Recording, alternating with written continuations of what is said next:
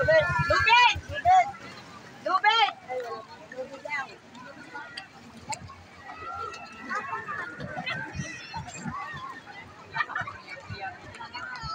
Dami nang alam mo, lalo na dun man, pag nandun ka sa loob, akala mo mahal na araw talaga.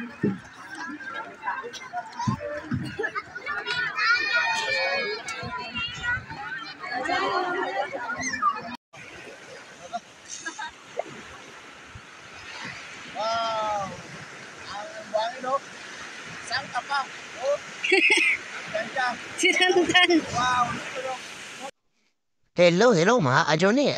Tara, iikotin natin ang buong paligid ditong Lucky Beach dito sa Maribeles, Bataan para makita nyo yung paligid niya at yung gaano ka lawak yung white sand na buhangin talaga niyan kung gaano siya ka laki yung area ng buong Lucky Beach na white sand.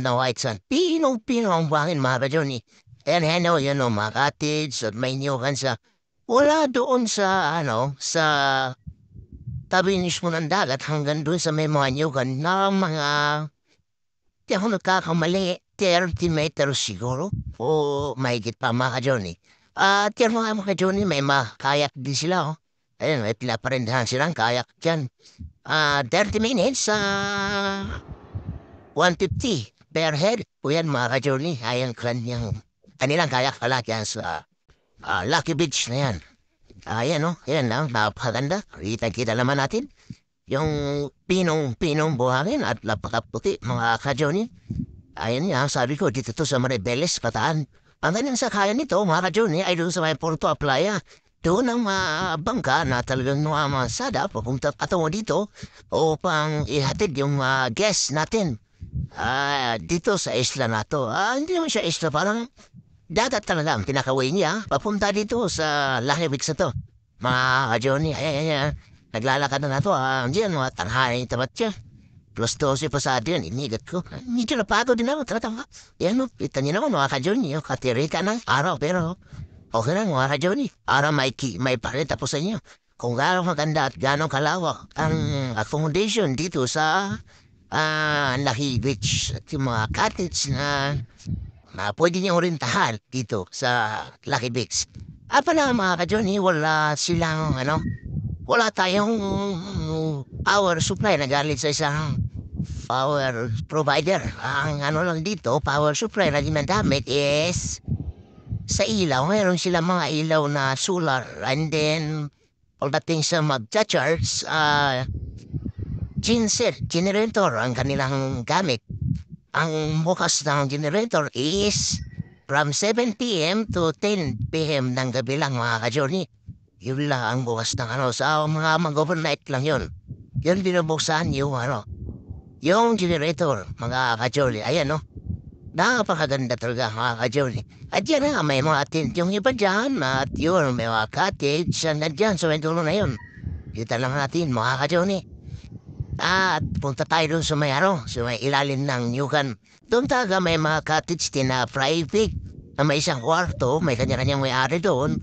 Yun sa mga nag-over, ito may gusto ng kwarto doon, pwede yung markilan yun, pwede yung marentahan yun mag-negotiate na kayo sa may so, depende lang sa negotiate ng may-ari sa mga nag-ng assess dito sa mga tao dito sa Lucky Beach. Ayan.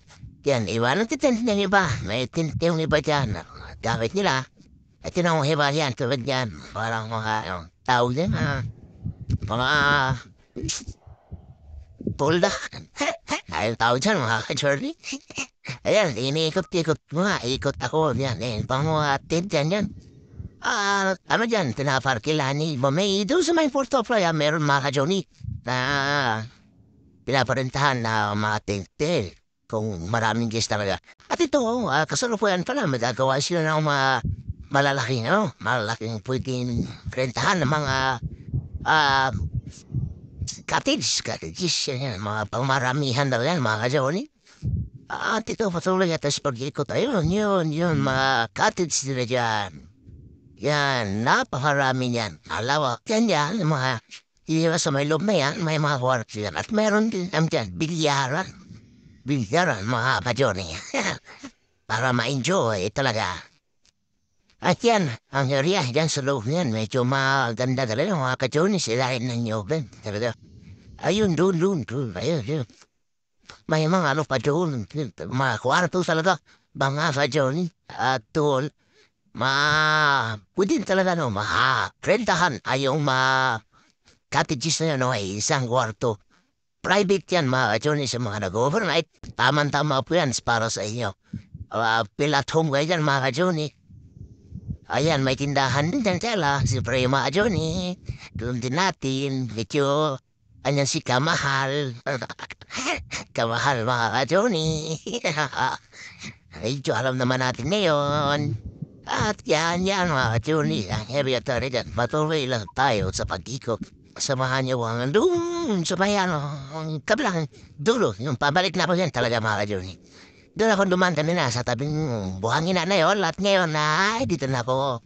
Sa loob po nga ako dumaan. At yan, yung mga pinanggalihin ko kanina. Yan, mga ka-Johnny. Diyan ako galing kanina. Diyan ako namumula at yung makikita natin ang mga bangka. At tanaw natin kung gaano kaganda at gaano kahaba.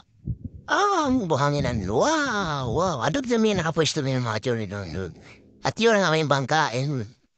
Yan naman. Pakita naman, mga ka-Johnny. Napakaganda talaga.